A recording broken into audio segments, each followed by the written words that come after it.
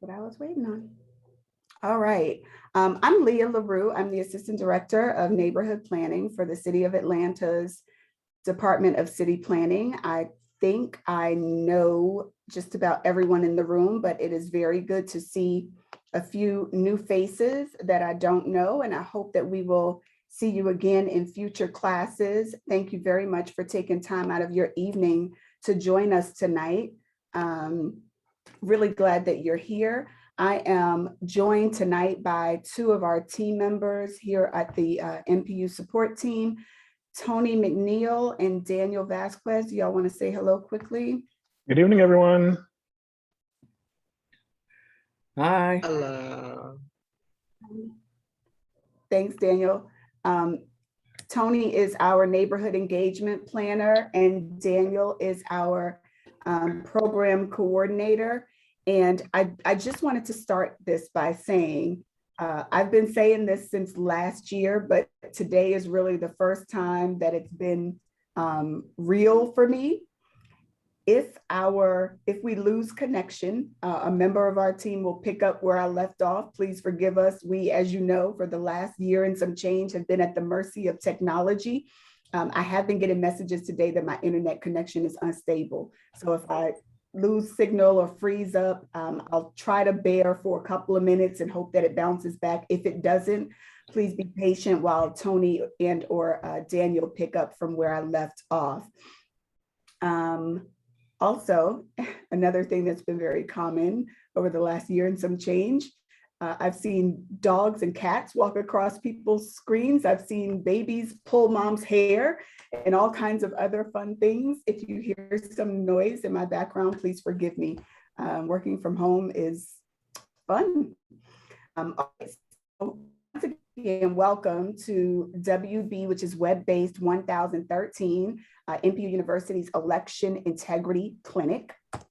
For those of you that don't know, NPU University was founded at the end of 2019. We launched our first classes in 2020 at the beginning of the year with a really, really great plan that we were excited about. We were thrilled to take our show on the road. We had venues all across the city that we intended to conduct classes from in every corner of Atlanta.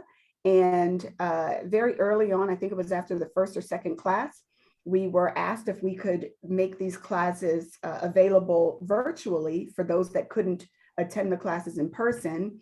And I did not feel comfortable with that. And so I made the decision that we would wait until 2021 to start offering web-based classes because we wanted to really perfect the NPU University program before we started to add to it.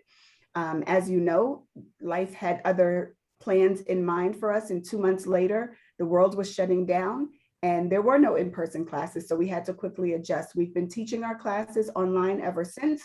We have taught to date well over 7,000 Atlantans in our classes, 25 classes last year. Don't know how many this year, but quite a lot of classes this year. And we're excited about what NPU University will bring to Atlanta next year. We're planning a massive revamp of the program and very, very excited about what that's going to look like. I do want to give a quick shout out to our Community Leadership Institute students and alumni that are here in the room. I see a few of you. I won't call names because I can't see the whole screen and I don't want to call two names and miss other people. So if you're in CLI, shout out to you and thank you for being here tonight. All right, we're going to move on. A couple of classroom rules for those of you that are new to NPU University. If you've been here before, you already know these. Please keep your microphone muted at all times. You can use reactions at the bottom of your screen if you want to clap or if you want to give a thumbs up to something that particularly resonates with you. Feel free to use the reactions all you want. Please, at this time, grab a pen and paper if you don't already have one to keep notes. I can tell you, most of the classes that we teach are full of really, really important information. Every single class we offer, at the end of that class, we get feedback from people saying how amazing the class was, how great the information was, how informative, how important. I can tell you, as someone who sits in the seat that I sit in, this class is probably one of our more important classes of the year.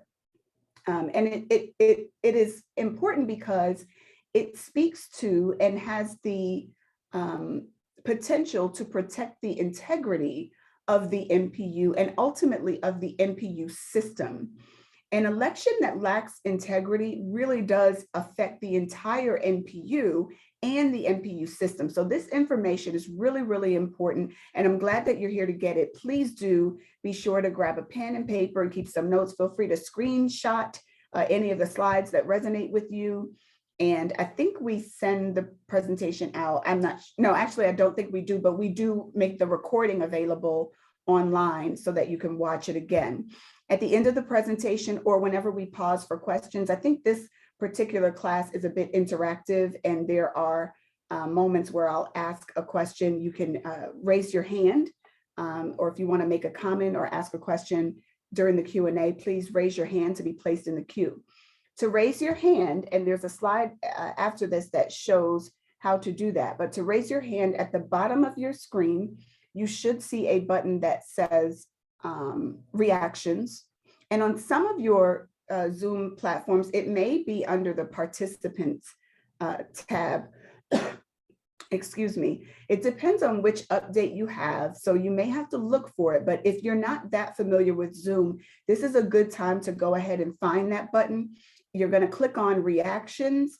And when you get that pop-up at the bottom, you should see a blue hand that says raise hand. It might be yellow now. I think in the newest update, it's yellow, but it says raise hand. Make sure that what you're looking at says raise hand, because there are other hands that are clapping hands and thumbs up hands. Those don't stay until you deactivate them. They stay up for a few seconds and go away. So if you want to get our attention, you'll have to raise your hand by clicking the button that says raise hand. If you don't see it under reactions, please do look under participants, and you'll see it at the bottom of that screen.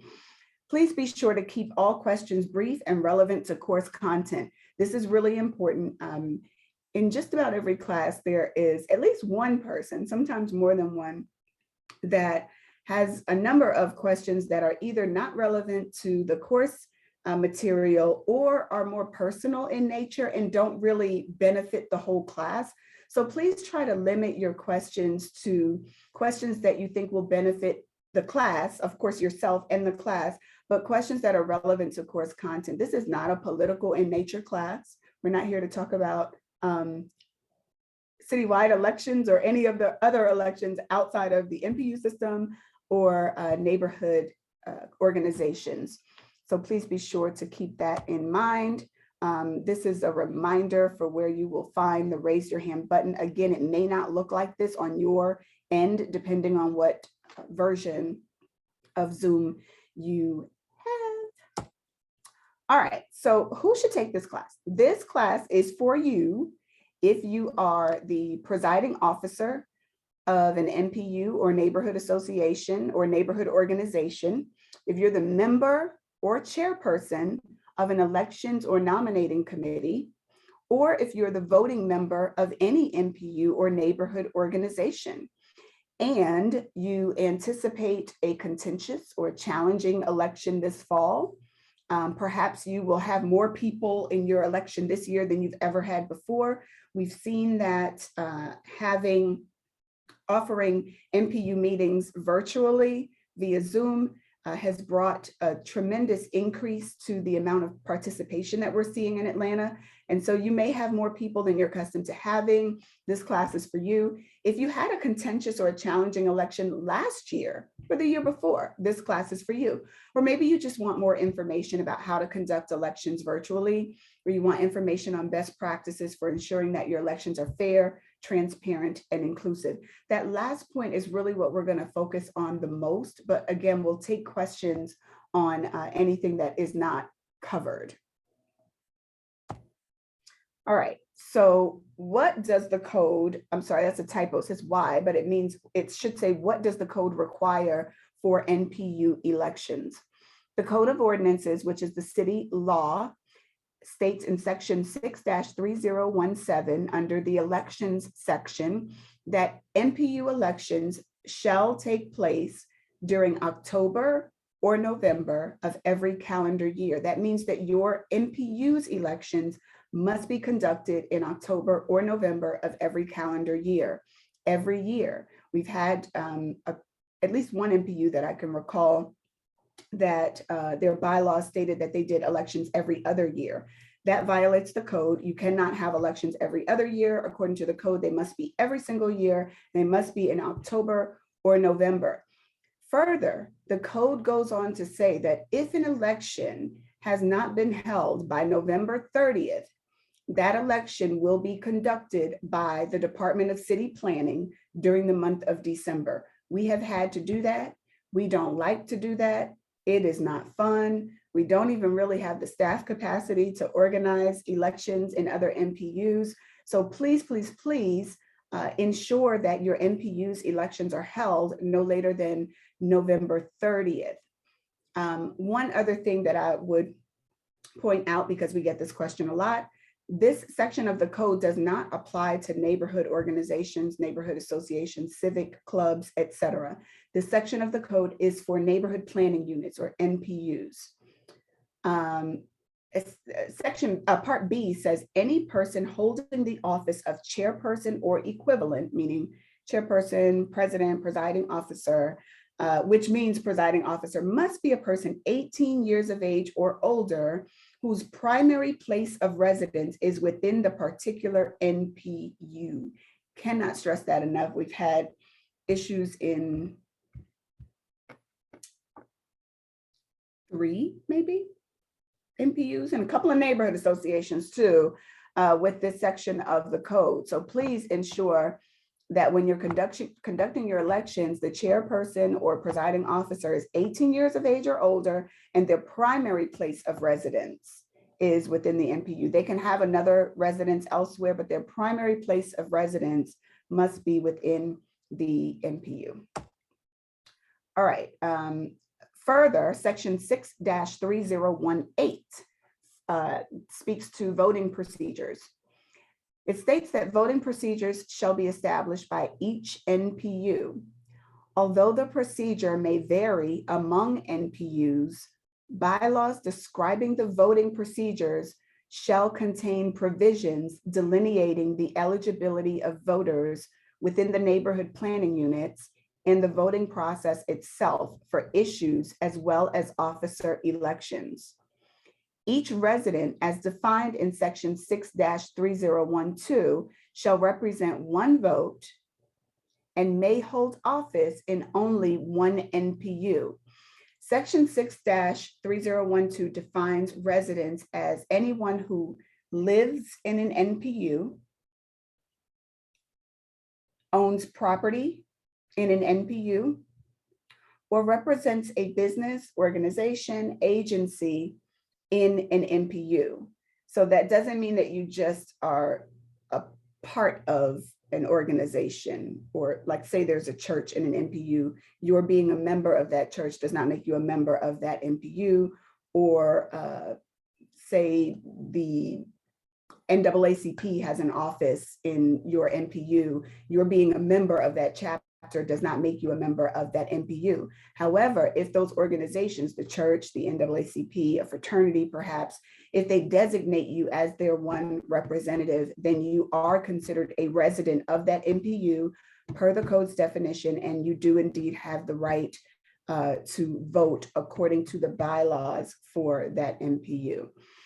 Lastly, all NPU and committee meetings must be open to the public. This includes nominations committee meetings, and it includes elections committee meetings, bylaws, et cetera. We already did our bylaws clinic. If you haven't taken that, you should definitely watch that class. But all committee meetings of an NPU, executive committee included, per the code of ordinances, all committee meetings and all NPU meetings must be open to the public. All right. Section, didn't I just read this part? I did. I think I wanted to highlight the part that says bylaws describing the voting procedures shall contain provisions delineating the eligibility of voters within the neighborhood planning units and the voting process itself. I'm glad I highlighted that because it reminded me that your bylaws have to spell out the voting procedures for your MPU. We have been working with some MPUs to try to strengthen their bylaws around the voting procedures, but your bylaws are the final say-so, or the law for your voting procedure. Hear this part: as long as it does not conflict with the Code of Ordinances. So your bylaws cannot conflict with the Code of Ordinances and then be the authority. The authority, of course, is the Code of Ordinances, and then the state law, and then federal law, et cetera. But your bylaws must describe the voting procedure. If you have questions about the voting procedure, they should be answered in your bylaws or by your MPU chair. If there's questions about eligibility, who can vote, that has to be spelled out in the bylaws. If you have questions about the process itself, it should be spelled out in the bylaws. All right, we're about to get started, but before we do, or get started on the course content, but before we do, I should have said this at the beginning. Tony, I am going to ask you because I've got this unstable connection, if I do lose my signal, would you please ring my cell phone? I won't answer it, of course, but if you ring my phone, then I'll know that you all are not hearing me and I'm stuck or something like that. Okay. All right. Thank you very much for that. And everybody can hear me now, right? Okay, great, great, great. Okay, thank you. I'm nervous because I've never had a bad connection like this during a class. All right, so tonight we're going to talk about 5 principles of integrity in elections. The first one is independence. This is the #1 principle of integrity in elections. If you are taking notes, you definitely want to write this down. Candidates, I'm sorry, let me move this out of the way. All right. Candidates and election administrators or committee members should not be intermingled. That's what that independence is talking about. They should absolutely not be intermingled at all under any circumstances, okay? You want to avoid conflicts of interest, deal-making, or conversations that cannot be held openly. You want to treat all incumbents and candidates equally. That's really important as well. Ideally, elections committee representatives should be independent from incumbents. And it's a personal pet peeve of mine. I do not like when people use acronyms that other people don't understand or use vocabulary that may be unfamiliar to other. Incumbent is a person in a position. So when you have elections next month or the following month, the incumbent is the person that's currently serving in that role and perhaps running against someone who wants to serve in that role. All right, so the incumbent, meaning the person that has already served in that role, and any other candidates have to be treated equally. You don't get special treatment because you're the current secretary of the organization and you're running against a newcomer. You have to be treated equally, okay? And of course, it is ideal that the elections committee representatives should not be incumbents. They should not be people that are currently serving in office, okay? You definitely want to avoid conflicts of interest, deal making. It happens all the time. Please, please avoid that, because what it does, even if things are on the up and up, it gives the appearance of impropriety, which makes the entire election unstable. It gives people a reason not to trust the outcome of the election. So you want them to trust the process so that they'll trust the outcome. All right, #2 is transparency. Very important. Candidates, this is a quote, candidates and voters have a right to know how an elections office conducts its business. All election business should be transparent, whether it is ballot design or the procuring of voting systems. Oversight boards should be subject to open meeting rules, along with requirements for bipartisan representation. That is very important. You do not want a clique running your elections committee or your nominations committee. You don't want a clique. You want people who disagree, people who are not in the same neighborhood or in the same have the same interests, that also protects the integrity of your election.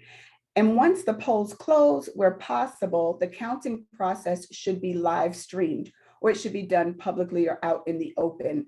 This continues in the next slide. The entire nomination election process should be clearly articulated and shared widely. Should be surprises being conducted. The entire process should be clearly spelled out, preferably in your bylaws, in a policy statement, even in an email that goes out to the members ahead of the election. This must be shared widely, not just with officers, not just with neighborhood presidents, not just with committee chairs, but this should be shared widely with the entire membership, or with the entire potential membership, even as the MPU is related. All members should know who is eligible to run for office. There should not be any question about eligibility, about who is eligible to run for office. You don't want someone finding out after the election that they were eligible or that someone else was eligible, and had they known that, they would have nominated themselves or nominated someone else. Everybody should know ahead of the election who's going to be eligible to run for office. All members should also know who is eligible to vote. Ideally, members take responsibility themselves for knowing their eligibility status. That doesn't always happen in a neighborhood or in an NPU. Sometimes people don't keep up with their attendance, or what happens quite a bit is that members believe that they are eligible, but according to bylaws, they're not. Or we've seen this quite a bit, there may be a discrepancy in the records. My records may show that I attended 4 meetings as required. The secretary's records, or whoever the record keeper is, their records may show that I've only attended 3 meetings and 4 are required. Those types of discrepancies need to ideally be worked out prior to the election. Every member should know whether or not they are eligible to vote. Elections or nomination committee meetings should be open to all members. And again, this is also stated in the Code of Ordinances. So this isn't just a recommendation. This is a codified requirement. Codified means it's in the code. This is a legal requirement that elections or nominations committee meetings must be open to all members, and they should be publicized widely. I see this all the time.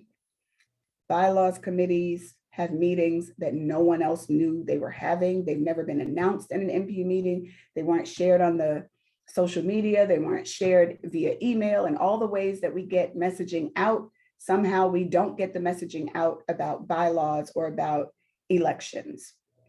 That should be publicized widely. And when possible, efforts should be made to include representation from all stakeholder groups. Again, for an MPU, you should think about whether the business community is represented, the investor community is represented, the nonprofit orgs, perhaps the different neighborhoods and all of the different organizations associated with those neighborhoods. You do want to make effort, at least, to include representation from all of those stakeholder groups. And lastly, all eligible nominees should be disclosed to the general body. Different MPUs run their elections differently, and sometimes nominations are received via email, or sometimes it's let us know if you've got someone you want to nominate. That should be disclosed. If you receive a nomination, the body should know who has been nominated for office, for every office. And the source of this information, by the way, you'll see this at the bottom of the slides for the 5 principles, is governing.com. All right, number 3 is integrity, clean hands. This one is probably, they're all very important. They really are, but this one is probably the most important, because if you lack integrity, your election lacks integrity. You want to limit opportunities for elections committees to act with unchecked discretion.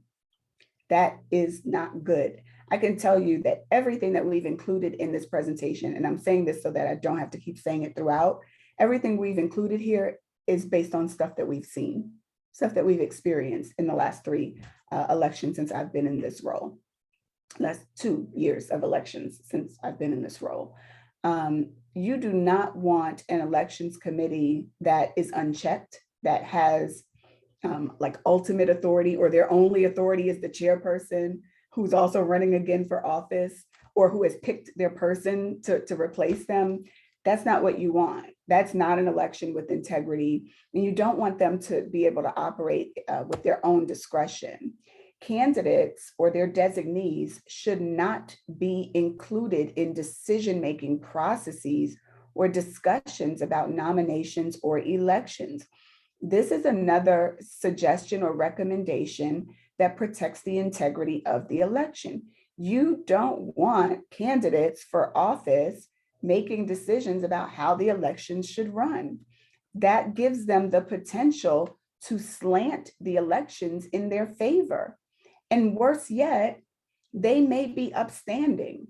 They may operate with honor and with integrity. And they may be the type of person where there's no way in the world that they would ever slant an election in their favor. But guess what?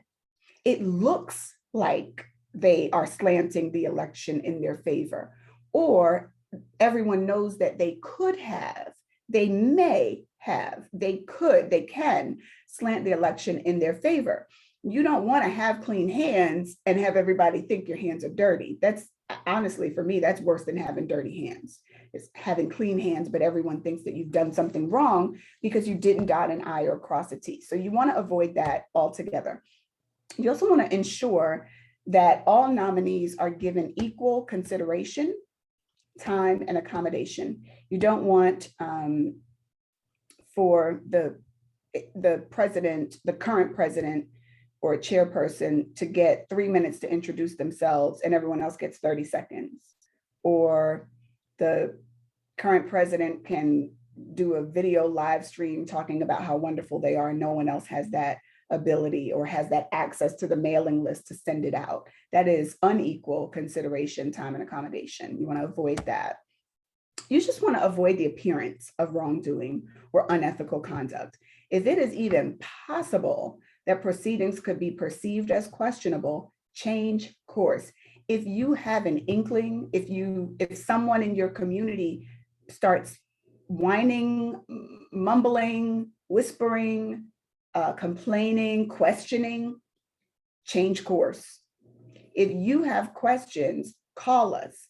I would rather you call us with 13 different questions about your election than not call us at all and then be accused of wrongdoing.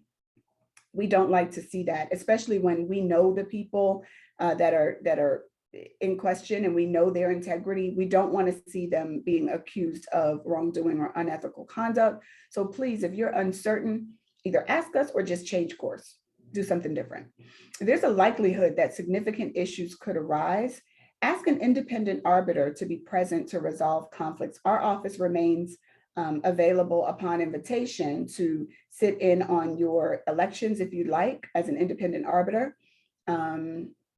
You could also ask the chairperson from another MPU. You don't want your MPU bestie from another MPU because that's not really independent, but you could ask someone that you don't know or whose reputation precedes them. You know a lot about them, you think they're fair. You could ask them to be an independent arbiter. I would also point out that the city does provide mediation services for MPUs and neighborhood associations as well. If you need a mediator to be present for your MPU's elections, we're also available to do that.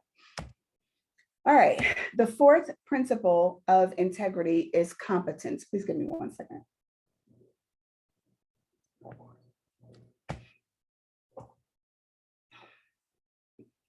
You want to anticipate problems and create a plan to address them.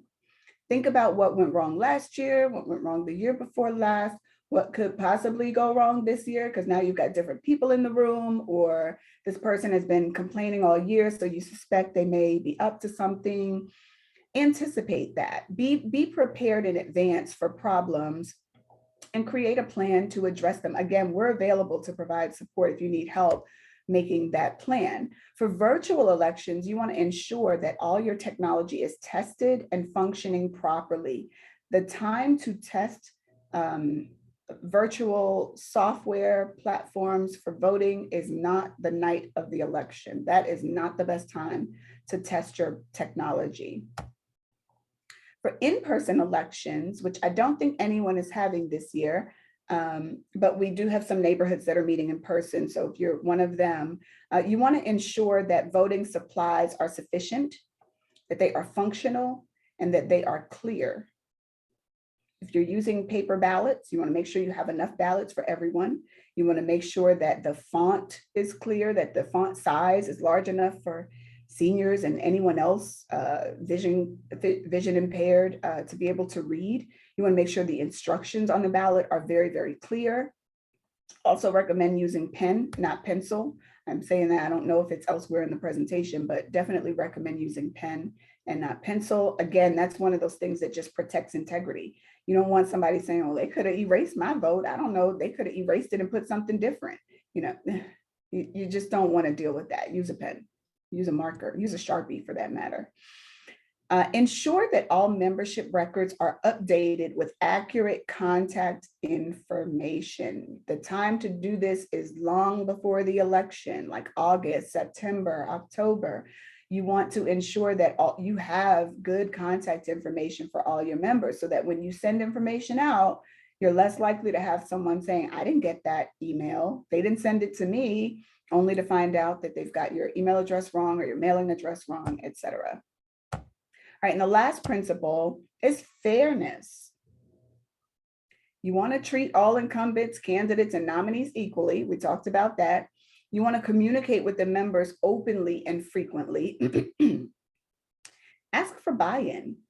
This, I find, I've run a couple of organizations myself, and honestly, I even do this in my team at work and really everywhere. Ask for buy-in. You are so much more likely to get the support of the people around you, the people on your team, the people in your MPU, in your neighborhood, if they've been given the opportunity to express any concerns. If they've been given an opportunity to make recommendations or suggestions for the process. Ideally, that's during the bylaws process, but during elections, it's a good thing to say, does anybody have any concerns before we proceed? Like, these are the nominees, here's how we're gonna vote, here's who's eligible to vote. Does anybody have any concerns before we proceed? And then address those concerns if you can. By the way, if you can't, one good tip that we often offer up is provisional voting. You don't want someone to hijack your meeting or take over the meeting because they're not on the eligibility list and they believe they should be. Let them vote provisionally and advise them that you'll do the investigating after the meeting or the research. You'll sort things out after the meeting. We've had to do that a couple of times, and you just hold on to their vote. Oftentimes, although we know that this isn't always the case, oftentimes the one vote wouldn't make a difference anyway. I have seen one vote make a difference, but generally speaking, that's not the case. So you can certainly allow them to vote provisionally and sort it out after the meeting. All right. Before we move on, I'm going to stop sharing so that I could see your lovely faces. Are there any questions on what I've covered thus far? Are there questions on what we've covered thus far? You can raise your hand by clicking on reactions or on the participants button. Any questions? Leslie, you have a question, go ahead. Hey, I don't have a question. I just a thought that came to mind with that number 5. Just being transparent with people is important, but then we don't think about how, if we ask that question, hey, how do y'all feel about it? Y'all have any suggestions or any comments? Like, that makes people feel like they're heard, even though that's in due reality what that question is for. Sometimes you just might just try to want to keep the peace and you ask that so it's calm. So that might be a way to divert from an altercation or stuff getting derailed. But that was something, usually I just talk and I forget to ask that, but that is a great way of calming the crowd. And also, if you don't want to do that, you really genuinely need input is having them let you be heard or having them be heard. Yeah, and it's a good, I mean, if we're being honest here, it's a good way to cover your behind too. You can say when complaints come in afterward, if complaints come in afterward, you can say, well, we did give you the opportunity to express any concerns that express it then, but we did give you the chance to do that. All right, Daniel, I see your hand up. I don't know if that's intentional or not.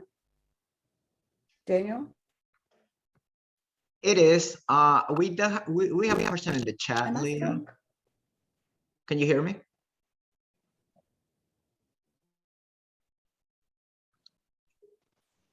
Can y'all hear me? Okay. Yeah, we Yes, can hear I you. can. Okay, sorry. So there's a question in the chat from Janet Bobbitt. She wanted to know if you can recall any time that the bylaws violated the ordinance. You're gonna get-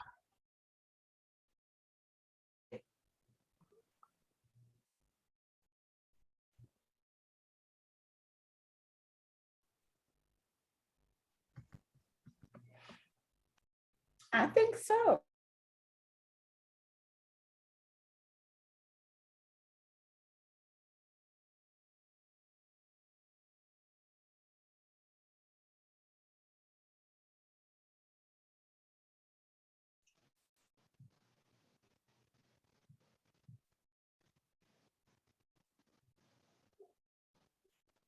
Just doing a technology check here really quick. Can everyone hear me?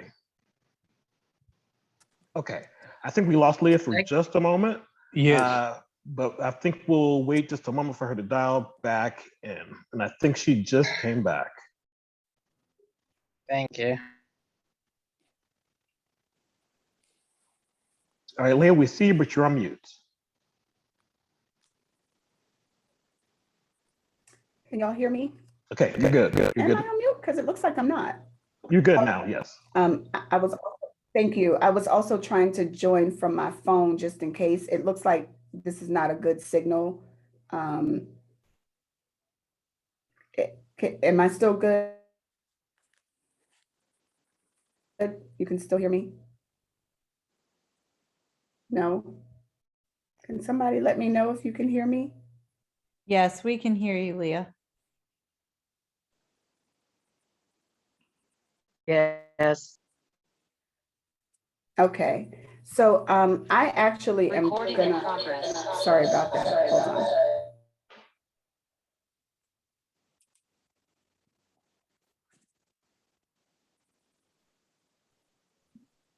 Okay, so I joined from my phone. In case I lose the connection here, I should be able to pick up from my phone, I hope.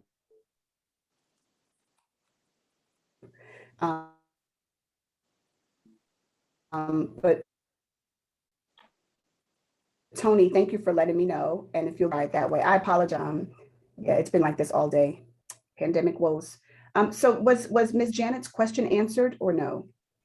I don't recall hearing the full answer, Leah. Okay, sorry, I gave a really good answer too. No, I'm kidding. So I can definitely think of some bylaws that violated the code or contradicted the code. I don't know, violated seems like such a harsh word because it's always unintentional. But we did have some bylaws that violate the code, and we address it on a case-by-case basis. Yeah, it's happened before. And in fact, it happens outside of elections. It's happened with bylaws, it's happened with committee meetings and things like that. I remember seeing one MPU's bylaws stating that the committee had to be, executive committee, I believe, notice had to be given to all the executive committee meetings 5 days before calling a meeting. But that actually violates the code because all committee meetings must be open to the public. So everyone's got to get that notice, not just committee members. Okay. Are we still good? Daniel, your hand is still up. Can everybody still hear me? Yes, I can hear you. Thank you. I'm sorry, y'all. This has not ever happened for me before, and it's definitely not pleasant. Ms. Mayor, I do see your hand up. If you'd like to go ahead and ask your question. I think you're talking to me. It's Melva Ware. How does your office handle communications with NPUs when you find that their bylaws have problems?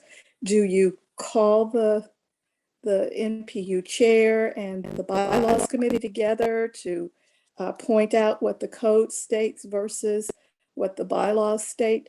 If there is an internal problem, what should we do? How should we proceed to have your office or whatever the intervening authority should be address that problem? That's a good question. So we don't have the capacity, for one, to conduct a meeting with the chair and the bylaws committee to resolve, one problem in the bylaws or even multiple problems in NPU's bylaws.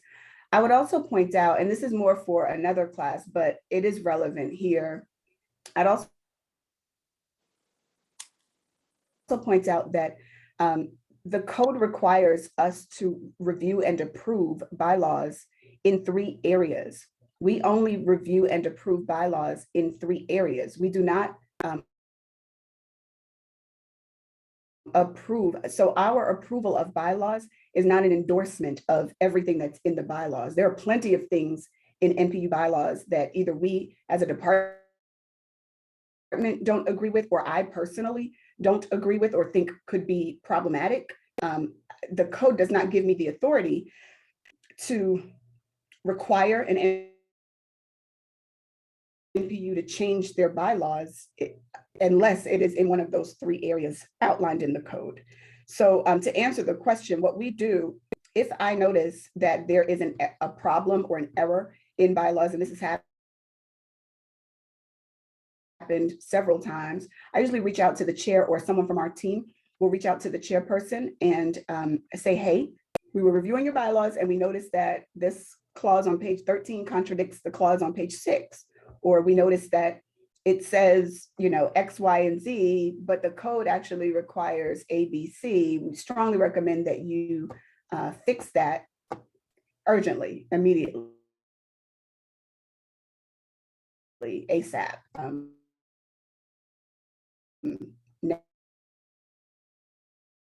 Next meeting. That's pretty much. All right. Any other questions before we move on? And can I still be heard? Can everybody still hear me?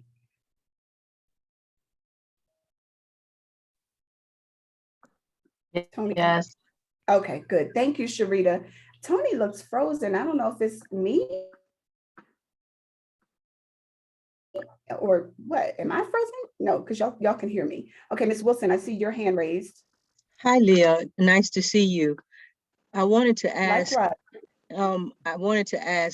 and not to tell you anything that you don't already know. You're freezing on and off, but you know that. I wanted to ask if you could point to those 3 areas that you just mentioned in the code where, other than letting the NPUs know where there's some conflict or issue that you want to point out, could you say for us which points in the code say that the department approves?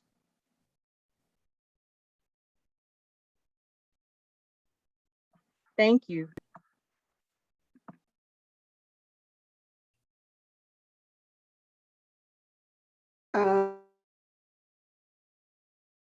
Miss Sonny, I think I video off because sometimes that helps.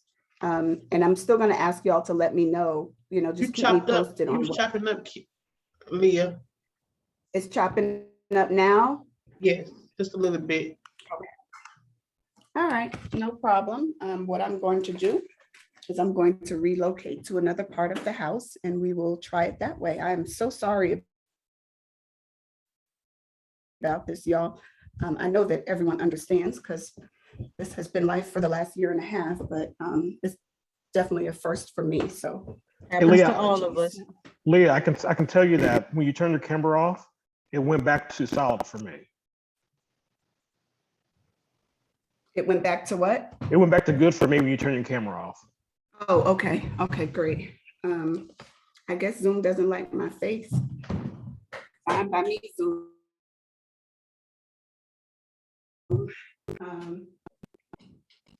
All right. So I've moved and I'm gonna turn it on, but if it gets bad again, just let me know and I'll turn it back off, okay? Leah, So your audio is still very, very choppy. do you mind?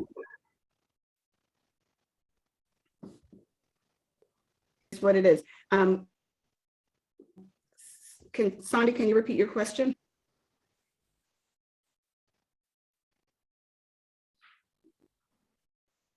Yes, I was just saying, putting that citation in the chat will work. I wanted to know where in the code it says specifically what the department approves of the bylaws. You said there were 3 sections referenced in the code. So if someone can put that in the chat, I can read it. We all can. Awesome. Okay, thanks. Will do. Thank you. All right, we're gonna pick back up.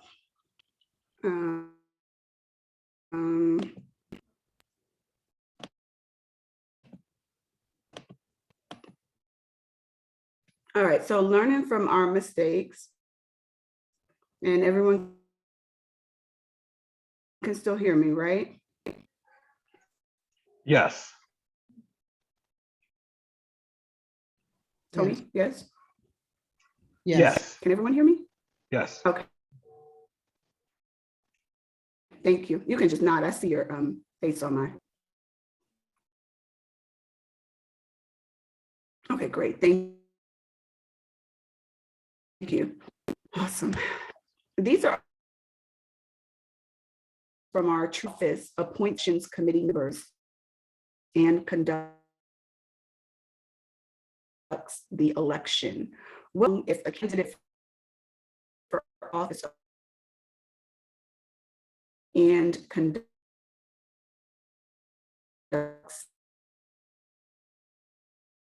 the election. No? Well, that makes me nervous because that makes me think that you might do it that way. We don't want you to do it that way.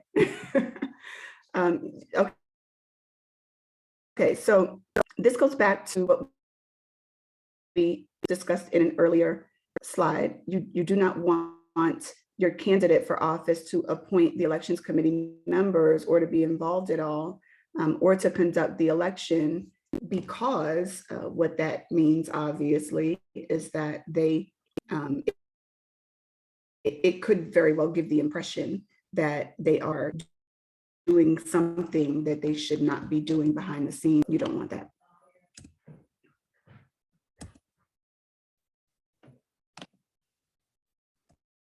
Okay. During an election, a candidate is told that neighborhood officers cannot serve as NPU officers. The candidate's nomination is withdrawn. After the election, it is determined that this is actually not indicated in the bylaws. That is another true story that we experienced a couple years back. I'm choppy again.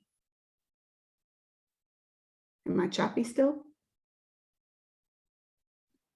Yes. Leah, this is Courtney. I put that in there. You were, and you're not now. It just sort of comes in waves. So keep going. Just Okay. we're good for a little while. All right. Thanks, Courtney. Thanks for letting me know. Okay, so during an election, a candidate is told that neighborhood officers cannot serve as NPU officers. The candidate's nomination is withdrawn. After the election, it's determined that this is not indicated in the bylaws. Obviously, if anyone wants to take a stab at that or speak to what could possibly go wrong there, feel free to raise your hand. If not, I'll carry on, especially with the spotty connection that I have. But absolutely, the the people that are conducting the election, whether it's the nominating committee or other volunteers, should have a copy of the bylaws, and every member should have a copy of the bylaws. So the members should be able to check that themselves and review the bylaws and say, no, that's actually not shown in the bylaws. Because what happens is a person was nominated for office, that person withdrew their nomination based on the understanding that as a neighborhood officer, they couldn't serve as an NPU officer. But that person could have been the next greatest NPU leader of Atlanta. And we'll never know because that person was not able to run, and it obviously was an error. All right. And NPU's November agenda was too long, so elections were deferred to the following month. What could possibly go wrong? If your elections are not held in November, what happens? Anybody know? You can drop it in chat or you can raise your hand. If your elections are not held by November 30th, what happens?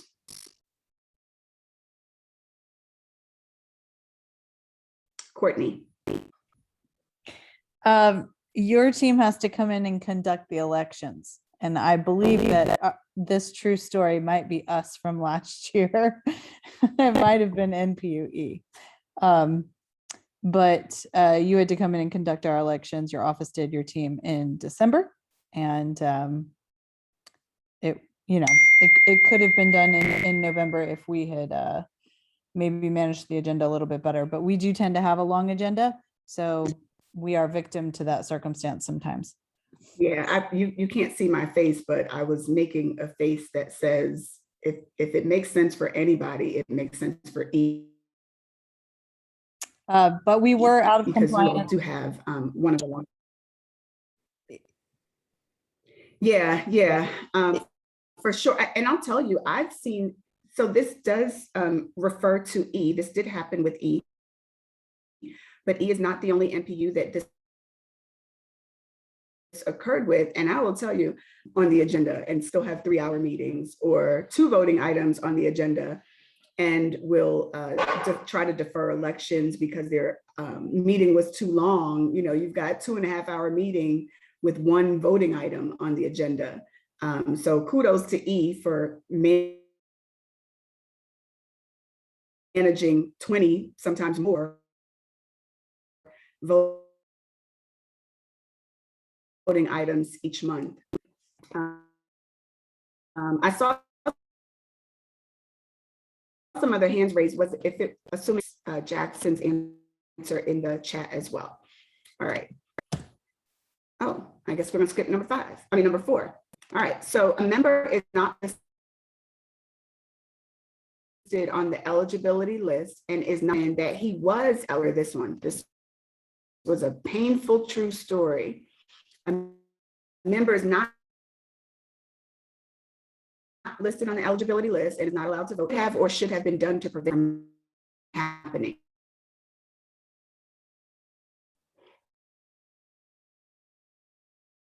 You can raise your hand or drop your answer in. I don't see any hands raised. I don't see any answers in the chat. I hope that doesn't mean that no one knows.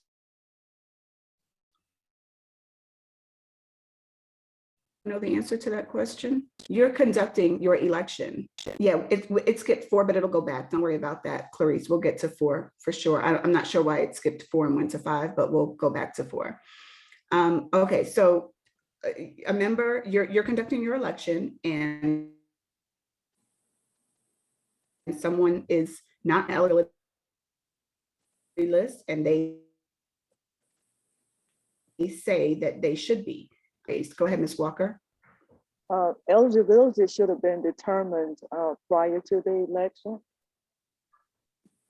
It should have, but in this case, it wasn't. In this example, which again was a true story, it wasn't. So what should happen now? Now that I'm telling you that I should be allowed to vote, and you're telling me that I'm not on the eligibility list? What should happen? Anybody?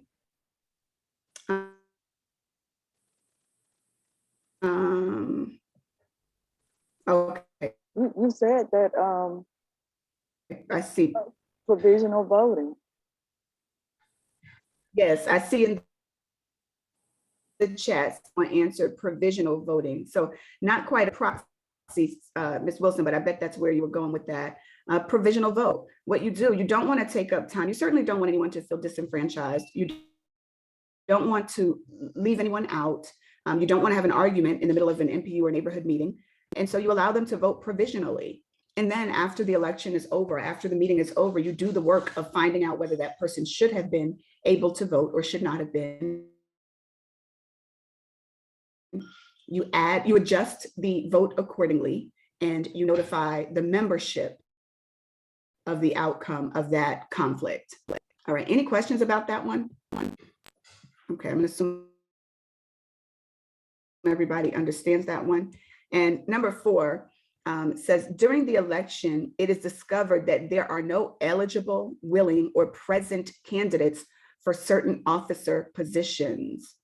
What could be done to prevent that?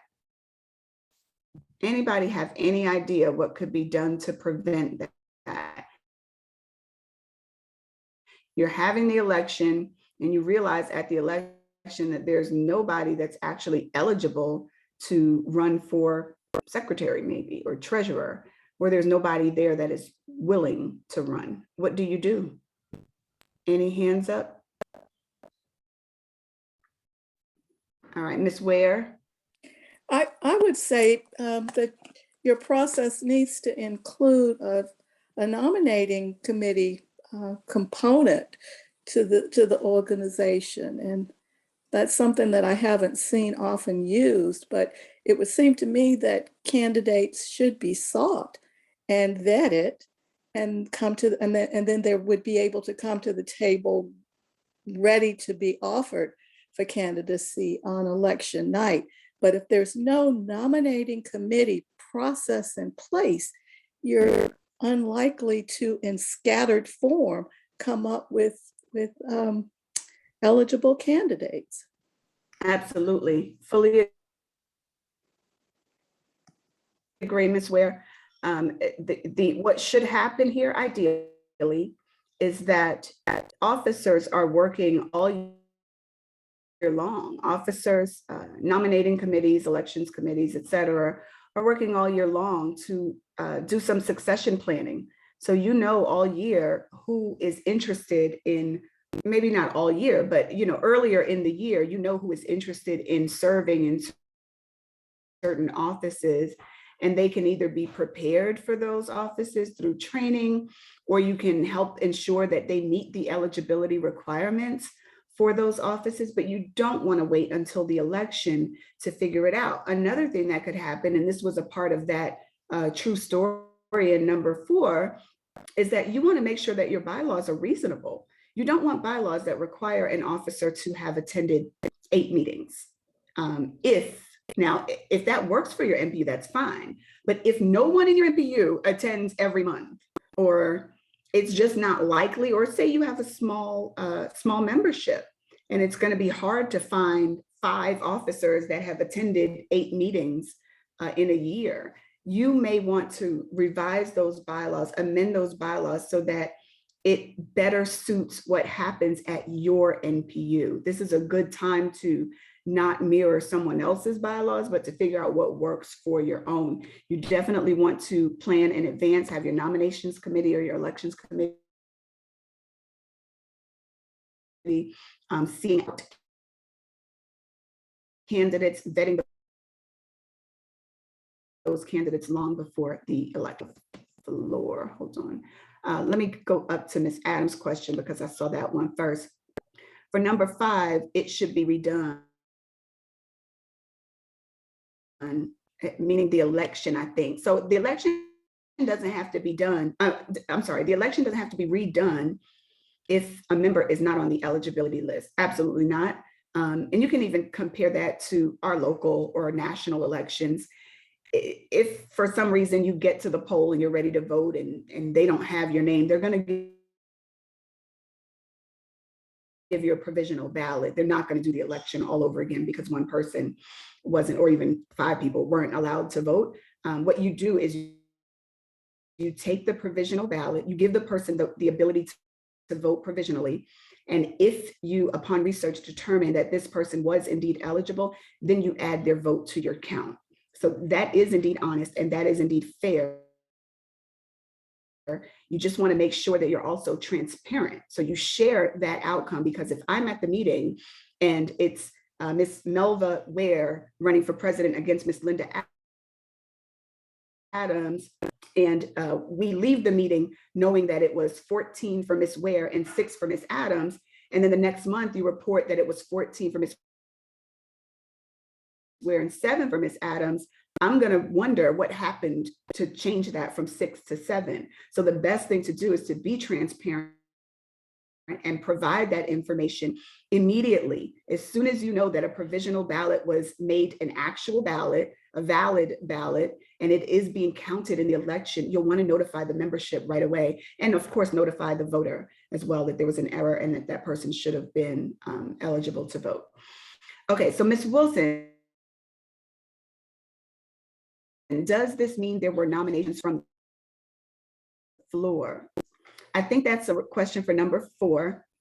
During the elections discovered there are no eligible, willing, or present candidates for certain. You could do nominations from the floor if the NPU allows it. If the NPU allows, if the bylaws, meaning allows for nominations from the floor, then you could absolutely do that. If the bylaws don't allow that, then you're really in trouble.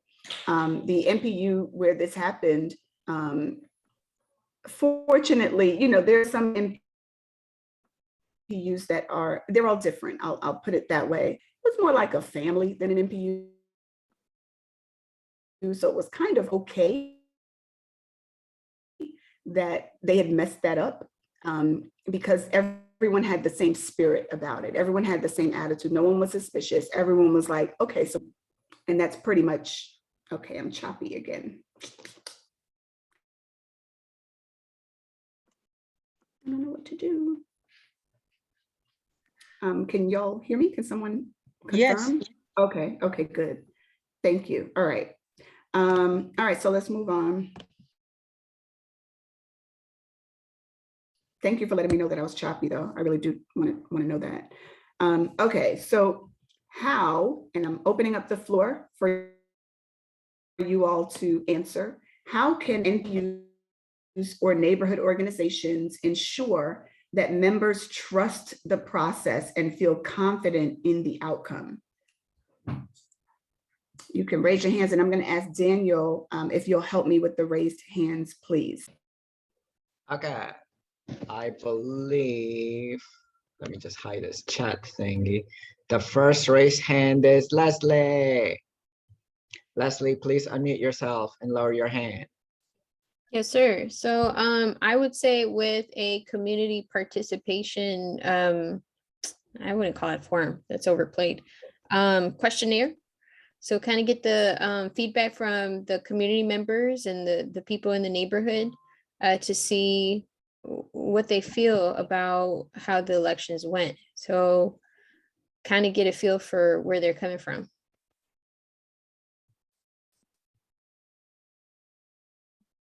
And have a loyal track record up until elections. I mean, it says trust the process and feel confident in the outcome. Keep them engaged. Thank you, Leslie. Good answer. Anybody else? I don't see any other hands raised, so it's Leslie's world so far. Anybody else? Raised hand? No. I'm not used to people not raising their hands in my class. Come on, get it together, folks. Raise your hand. Leslie, your hand is raised again. I saw Diane said transparency. That was kind of something like I was going to say too. So I would agree with her. You know, just being honest about the whole process. Some people might not even know how the process works. And by letting them know what the process is and how it looks like, and then walking them through it as it's happening, they can trust the committee or the members in the NPU structure. Awesome. I'm going to put someone on the spot. Let me see who it is that would not mind being put on the spot. Stephanie Flowers, chairperson of NPUV. Stephanie, can you answer this question for me? How can NPUs or neighborhood organizations ensure that members trust the process and feel confident in the outcome?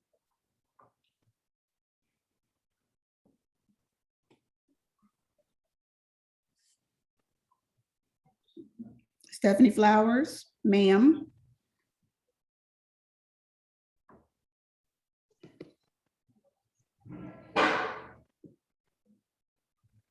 All right. Oh, Ms. Wilson, I see you've raised your hand. Go ahead, Ms. Wilson. Well, I don't know how aggressive you can be about engaging people, but engaging people often, early, and regularly, and be consistent in educating people about the processes. That's a really, really good answer. Absolutely. So this is, just as a reminder, this is a refresher. This question is what we've answered throughout the class. So you should absolutely have a list in front of you of at least 5 things. If you wrote down those 5 principles, you should have a list in front of you of at least 5 things that NPUs or neighborhood organizations can do to ensure that members trust the process and feel confident in the outcome. All righty.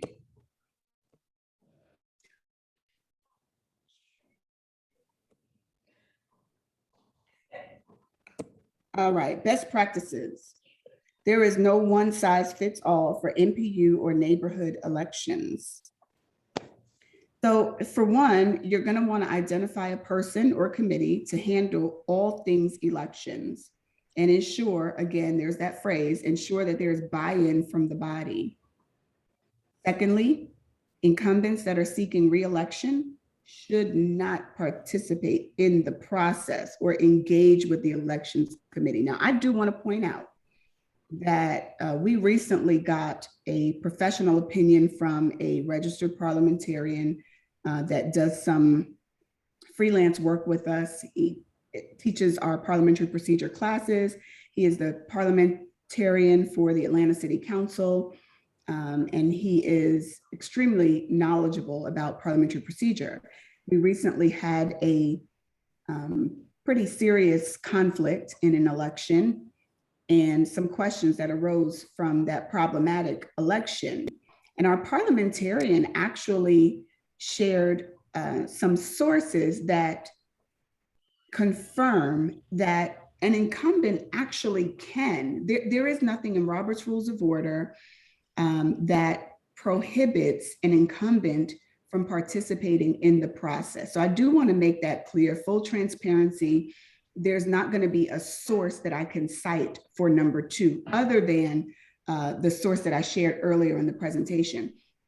If we're talking about best practice, it is absolutely a horrible idea for someone who is seeking election or re-election to lead the elections or even participate in the process. It's just not a good idea for so many reasons, most of which I've covered already, and others I'm sure you know. Number 3, you definitely want to meet publicly and announce all your meetings. We covered that. You want to publicize all the eligible voters and eligible candidates. You want to ensure that the body feels confident with the process. 6, go the extra mile. Go above and beyond to create a nominations process that is open, transparent, fair, and equal for all candidates and nominees. Make an honest effort to include representation from all stakeholders. I know that in so many NPUs, the means of conducting an election is whatever we've always done. Like, we've always done it this way.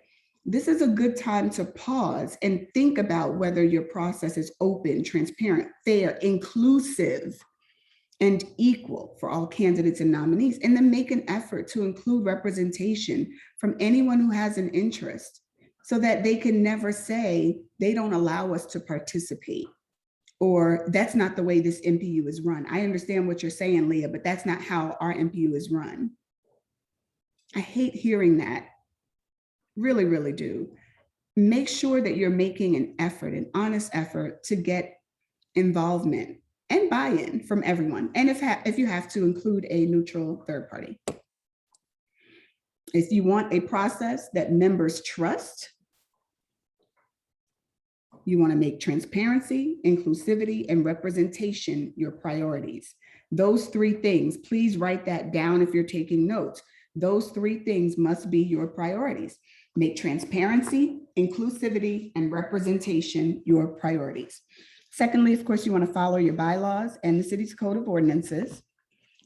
Third, you want to go out of your way to avoid the perception of misconduct or wrongdoing. Notice I did not say go out of your way to avoid misconduct or wrongdoing. This goes a step further. You're not going out of your way just to avoid misconduct or wrongdoing.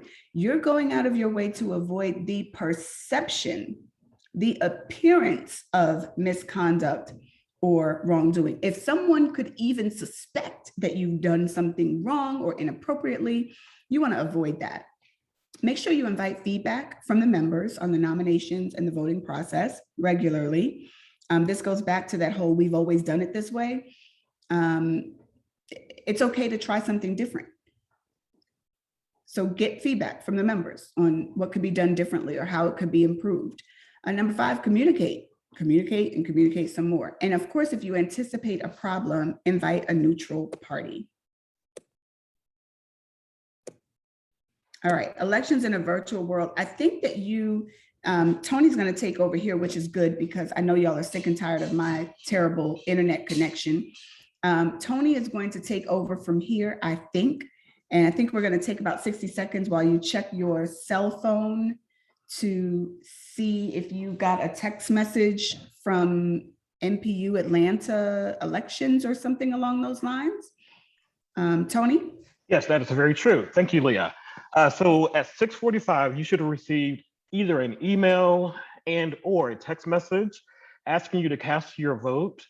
This is our demonstration for our platform that we use, that we offer you guys. It's the Election Buddy. So if you'll go back and take about, like Leah said, about 60 seconds and check your text messages or emails at about 5:45 to see if you see that link to go ahead and cast your vote. And if you do that for me now, that would be great. And we'll give you about 2 minutes.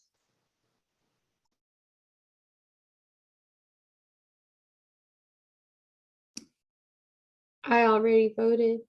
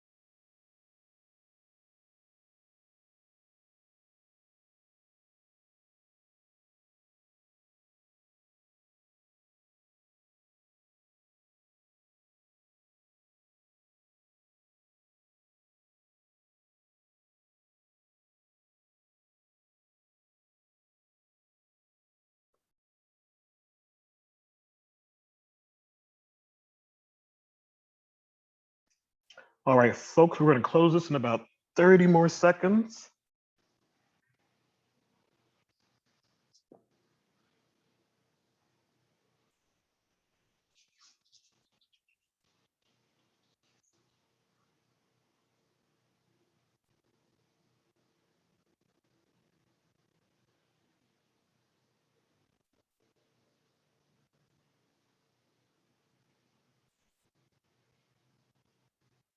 All right, here we go. All right, as you saw, that is the Election Buddy platform that we use. And that is available for all 25 MPUs and the neighborhood organizations all across the city of Atlanta. If you were opening up your screen, Leah, could you put that slide back up? Sorry, where I can do it. I'm sorry, I sure can. I thought we were done with that part. My apologies. Yeah, you are. I'm just going to walk through just a tiny bit of this, next couple of slides. Okay, no problem. Pulling it up right now.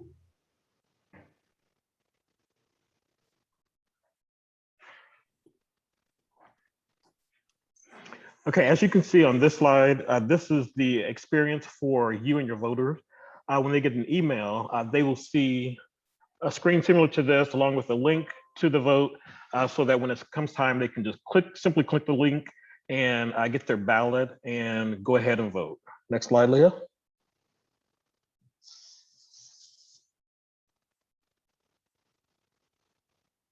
As you saw, the different candidates are put in their different categories. And we set that up for you.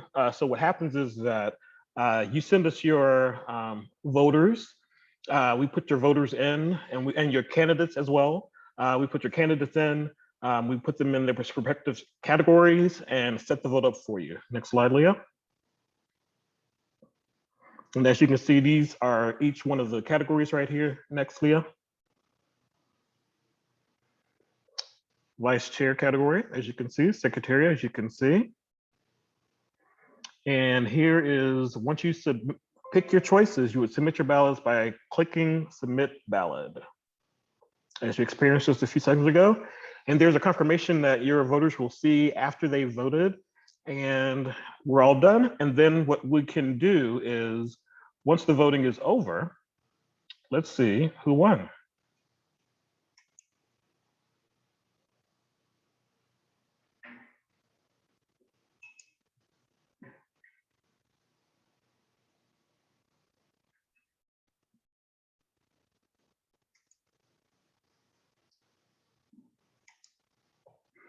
Okay, and here are the results for tonight's vote.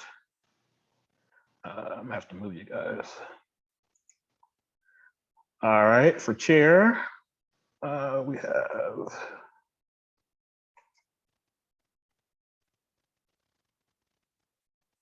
Okay, for chair, we have Gladys Knight as the winner.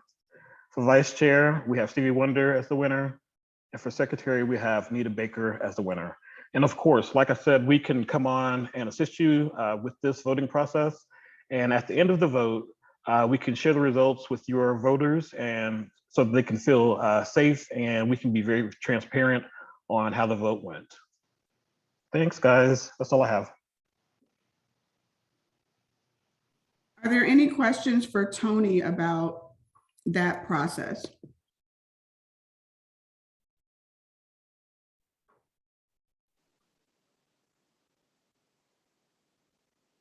Any questions for Tony before we close out? Yes, Leslie? I see hands. Go ahead. In order, it looks like you've got Courtney. Courtney and Melba. Oh, I'm sorry, Courtney. I didn't see Courtney. I'm sorry, Courtney, you're first. Okay, that's fine. I don't mind waiting. Tony, so this app seems really great, but I have a couple questions about, gathering email addresses. So in this virtual world where NPUE still conducts virtual meetings, which has been working out really well for us, we've been using the polling feature. I would like to use the Election Buddy, but we pre-register everyone. We have a list of people that are registered for the meeting, and that includes their email address, where we could proactively send them this link. However, registering for the meeting doesn't mean you actually attend. That is correct. So, you would be doing it, it's sort of like a game time thing to cross check who is actually in attendance and then send only those people the link. And I guess I'm asking philosophically, and this is maybe a question for everybody, is it okay for someone to vote when they're not present? Which is what this technology could allow if people sent the link to only to the broader list that's registered, but not necessarily the people who attend.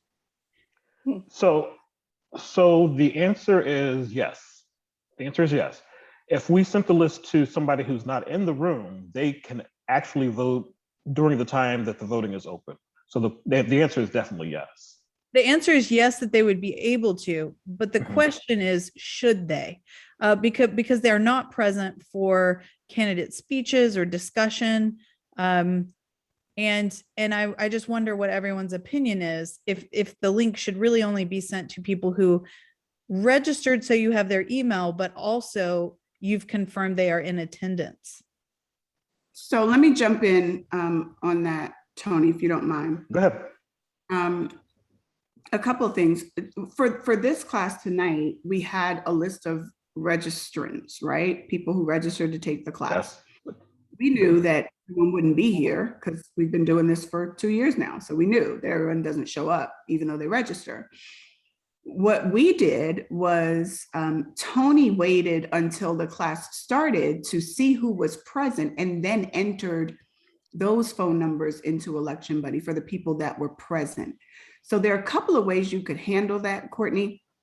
You could have a cutoff time. And I think, if I remember correctly, NPUI did that last year, had a cutoff time, or X or somebody did that last year. You could have a cutoff time. Like if you're voting in the election tonight, you have to be present no later than 7 o'clock or whatever the time is. That gives us time to enter those phone numbers in. Now, I will say this, we have a small team, which you all know. And so we can't manage 2 elections like that in one night. So it would, for a situation like that, it would be a first come, first serve. And we'll do, as many as we can do in one night.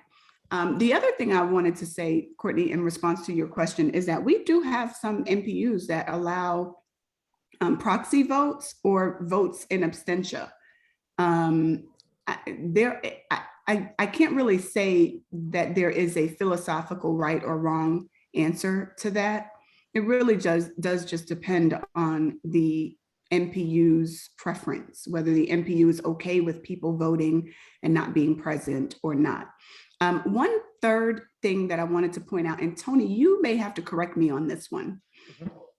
I believe that if I haven't used Election Buddy since last year, so I'm a little rusty, but I believe that if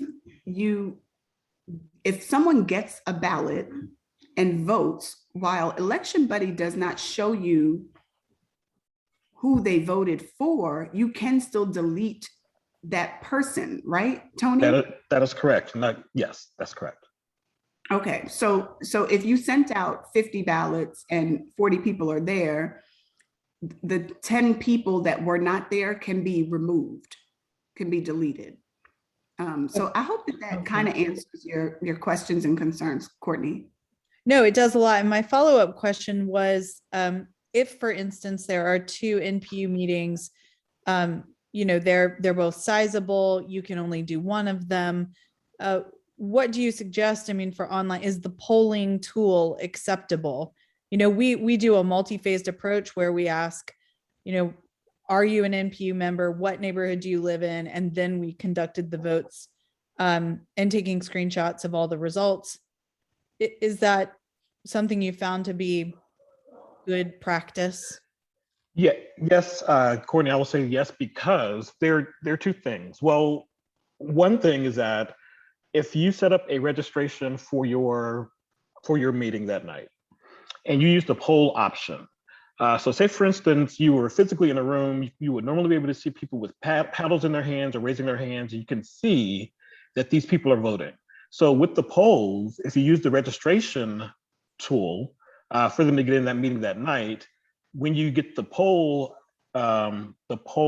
report, then you will be able to see how Joe voted and Ann voted, and if Bobby wasn't eligible, you can see that he voted, and you can then do what you need to do to get it right. Right. Okay. So poll is acceptable, and using the poll report to verify after the fact is acceptable. That is very acceptable. Okay. All right. I don't know who might conflict with E, but we're going to race to Election Buddy. Oh, we can jot it down tonight. Yeah, we can actually jot it down tonight. It's no problem. On the night that, the only challenge with E, I'll tell you, A, B, C, and E meet on the same night. And both Tony and I have our neighborhood associations on that night, on the same night that A, B, C, and E meet. I mean, I think we're pretty solid with the poll feature. We've gotten it down. So, we're happy to abdicate our spot. I was just playing, but Election Buddy is really cool. Thank you for showing that. Thank you. Absolutely, absolutely. Miss Melva, your hand was up next. Well, it was, but it's a very, you'll give me this answer very quickly. What kind of time frame do you need to set up the roster of people who are nominees? So would a nominating committee need to bring that to you the month before, or can you set it up pretty instantly? I really like Election Buddy. Miss Ware, you would be a Yes. dream come true if you could give it to me a month before. But in reality, 2 weeks should be good. And Leah will probably tell me don't do 2 weeks, do 3 weeks. But 2 weeks, I could probably make it happen. So my follow-up to that would be, as you roll out Election Buddy, are you giving us at the NPU level some advice on like a time frame for organizing nominations, getting, having candidate speeches if you're going to do that the month before, and then having time to get you the ballot, the roster of people to be on the ballot? So are you giving us a time frame in which to sort of organize for elections? Because Yeah. I think that's really critical. Right. And what I've experienced is that a lot of stuff kind of gets smushed together, and a lot of people don't know what's going on. That's for true. Well, funny thing is that because you are in this meeting, you are very lucky because you are going to be our first priority for your NPU to use Election Buddy if they want to use it. Oh, wow. Yes. And there are a lot of us here. Brenda's here. Somebody else, Sandy's here. A lot of people are here. You must be NPUI. And Yay! That's us. Yeah, NPUI Election Buddy last year. Ms. Glover just pointed out in the chat that they'll be using it again this year. So you're already set. I know Ms. Flowers from MPUV also wants to use it. She is also set. Am I frozen? Oh, I'm not. Am I frozen? No, you're not. Okay. No. Okay. I saw Miss Dunn Duhart is kind of frozen. I thought it was me. But yeah, MPUI is all set. If E does want to use it, E is all set. And anyone else that's here tonight, if your MPU wants to use it, you will certainly get priority. I do want to say Tony was right in that I do not think 2 weeks is sufficient because it does require quite a bit of scrambling. But I will defer to Tony because he's the one that's doing the work there. So if he feels like 2 weeks is enough, then so be it. But we will absolutely give you a timeline and a schedule to follow so that you can use it and all is well. Leslie, your hand is up. Yeah, I was like clapping. I was like, hell yeah. So thank you guys. Thank you both. I know y'all are like spread thin with the elections, with everything, the community. I see y'all everywhere and I'll be everywhere. So I just want to thank y'all. I'm super stoked about this. This is awesome. Well, thank you. We absolutely are stretched thin, but we love what we do and that helps a lot. And we've got great people that we're working with in the community. So that helps a lot too. Definitely appreciate the kudos coming from you. Thank you very much, Leslie. Okay, so we're gonna wrap this up. And of course, we'll continue to take questions if there are any until 8. But I'm just going to share one last time so that we can get these last 2 slides out of the way. That is find. Wow.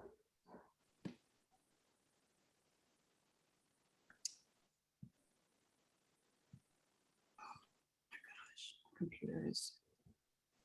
Can y'all hear me still? No, you cannot. Oh, Jesus. Yes. Oh, you can hear me? Yes, Yes. yes, we can hear you, Leah. We can hear you. Yes. Okay. All right, well, the internet woes are locking my computer up, so I can't even move my mouse right now. So I'm gonna skip the last two slides and just tell you what is on the second to last slide. The last slide is a summary of what we covered here. Really just some encouragement to make sure that you are fair, transparent, and inclusive. The next slide is a reminder of our upcoming NPU University classes on October, Tony, correct me if I'm wrong, October 22nd is, Tony, is that right? October 22nd? 28th. Oh, October 28th, thank you. Yes. October 28th is our final class in parliamentary procedure. This class is focused on member empowerment. It is called Membership Has Its Privileges. This class is for members of NPUs. Of course, anyone can attend, neighborhood associations or just regular folks who want to attend the meeting, officers, etc. The class is open to all Atlantans, like most of our classes are, but we're gonna on members' power. And the reason for that is that we get complaints, questions, concerns all year long from residents who don't know how to handle issues with their elected officers or don't know how to handle issues within their NPU. And we will, in this class, teach you how to handle those issues without having to involve the city or anyone else. You guys can work those out as voting members of an NPU. You have the authority and the power. The NPU belongs to the members. It does not belong to the chairperson or anyone else. The same is true of a neighborhood association, fraternity, a sorority, or any other member organization. The organization belongs to the voting members, not the presiding officer. And so we'll be, our registered parliamentarian will be teaching that class to make sure members know how final decisions are made, how to make motions, etc. And then the last slide is just an encouragement to follow us on social media, where we share a number of updates on NPU University and other city-related updates. We also began sending out a newsletter this month. I'm sorry, I wasn't supposed to call it a newsletter, a monthly update this month, because people would always ask us if we could send out an email when we had a new NPU University class. And so what we do is once a month, we'll send out an email that has not only the classes, but anything else that is going on in our department or anything that we are aware of that we think you might be interested in. So if you're not on that list, if you did not receive that email from NPU Atlanta on September 4th, please drop your email address in the chat. Or you can send it directly to us and we will make sure that you get added to that list. We send out an email once a month, not more than that. You'll never get spam from us at all, of course. And I think that's it. I'm sorry that I'm stuck here and unable to do anything else, but if I can answer any other questions, I'm happy to do so. Are there any other questions? I have a question from the chat, Leah, but I think Leslie raised her hand, so I'm gonna let her go first. Okay. Oh, I appreciate that. So I went to the website, but you just said we do get emails, because I do attest to that. That is true. So we're gonna find out about that next class in email, because I'm looking at the website and I don't see a push button for signing up. But I don't want to miss it. Thank you, Leslie. So I can tell you, I'm super excited. Our team knows I have been doing backflips everywhere. Our NPU University registrar has been out on medical leave for some time, and she is returning to work next Tuesday. So we are thrilled to have her back. Many of you know Samantha Terry. She's been out for a bit. She is coming back next week, thank goodness, and she will be able to resume our ordinary means of registration for these classes and posting them on our website, et cetera. We have not been able to do that in her absence. So we've been getting the word out the best way we can, but that class will be added to our website once Samantha is back, Leslie. And it will, of course, be included in our monthly update as well. I'm going to, Ms. Walker has a question, and then I'm going to go and grab the code, the section of the code that outlines those three parts of the bylaws review. I don't remember who asked that question, but I do know that we were asked to drop it in the chat. So I'm going to grab that and drop it in the chat. I can still listen if anyone else has a question. Leah, I put my question in the chat, so you can answer it now, or you can email me with the answer either way. Leah, I have that question ready. It was the Okay. question that I was gonna read. Thank you, Daniel. Go right ahead. All right, Miss Brenda Walker would like to know if an individual owns property in an MPU, however, is the resident in another state, is that person the resident of the MPU? And Ms. Walker, correct me if I read that wrong. That's the gist of it. Okay.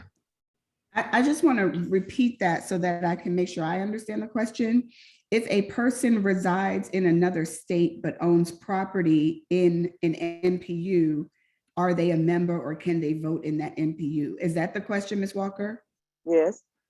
Okay, so the answer is yes. They could live in another country, actually. They could live in Paris, France. They could live in the Netherlands. They could live in Ghana. If they own property in the city of Atlanta, they are indeed a member of that MPU. You can also be a member of multiple MPUs. We do cover a lot of this information in our MPU 101 class, which I believe is on our website as well. But that is probably the most informative class that we have. It really does teach even people who have been in the system for years and decades and who have been elected as officers for years and decades, can learn a lot from that class. There is so much about the system that people don't know. In fact, we taught that class hall about a month and a half, maybe 2 months ago. We had over 120 people from the city of Atlanta that attended that class, and I think everybody learned something. I'm listening at your answer. It's just that when you read the code for what a resident, it just speaks of primary place of residence. It doesn't.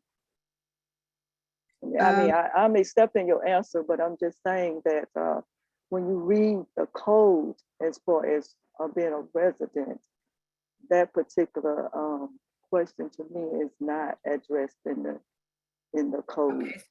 Let me read to you the section, and I will drop the link when I'm done in just a moment.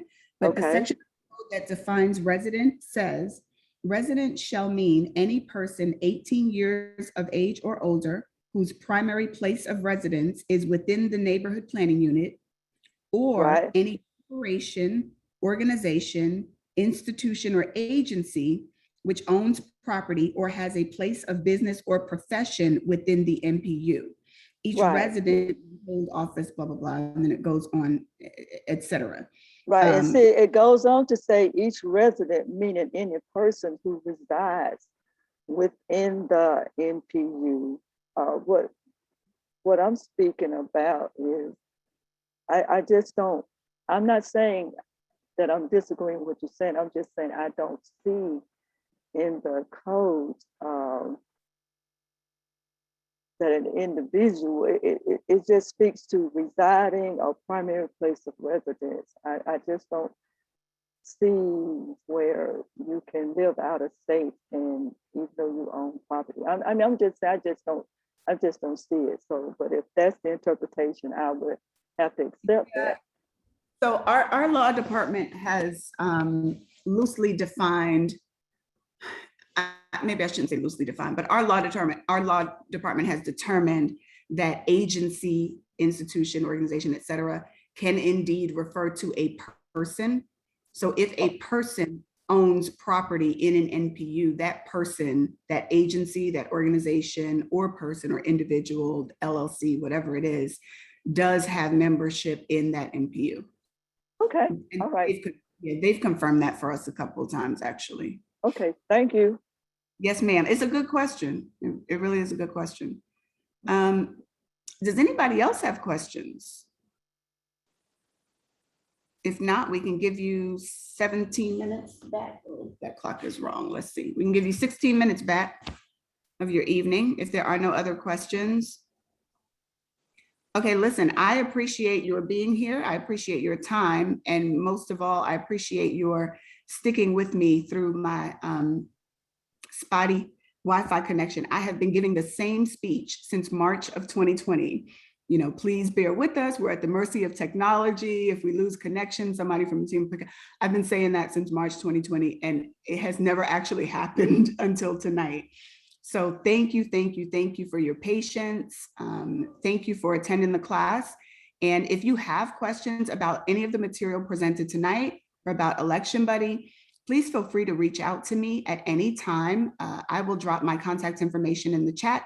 You can also reach out to Tony, and I will give you a pro tip. If you reach out to me on Election Buddy or anything that we've presented tonight, I'm probably going to refer you to Tony anyway. So it's best to reach out to Tony. But if you just like me better and you want to talk to me, definitely reach out to me because I love talking to y'all. But Tony is the expert at Election Buddy and all things elections. So feel free to reach out to any of us. And otherwise, we will see you at the next class. Leslie, I see your hand up. It's not about this course. Oh, okay. Well, then I'll go ahead and dismiss everyone. And then I'll take Leslie's question and anybody else's question and log off. Good night, everyone. Thank you very much for being here. Good to see you, Miss Cynthia. Thank you. Thank you. Good night, Stephanie. Good to see you. See you on Monday, Miss Cynthia. Right. Go ahead, Leslie. What's your question? Okay, do y'all ever use general public or civilians to help you guys just read or coach through the courses? Because I love talking and I would sacrifice myself if y'all need any helping hands. You don't have to pay me unless you want to pay me in food. I'm a fat ass. I'll take food. Well, thank you for offering. Is this being recorded? Is this being recorded? Oh, it is. I can stop. Okay, well, I guess I could say fat and then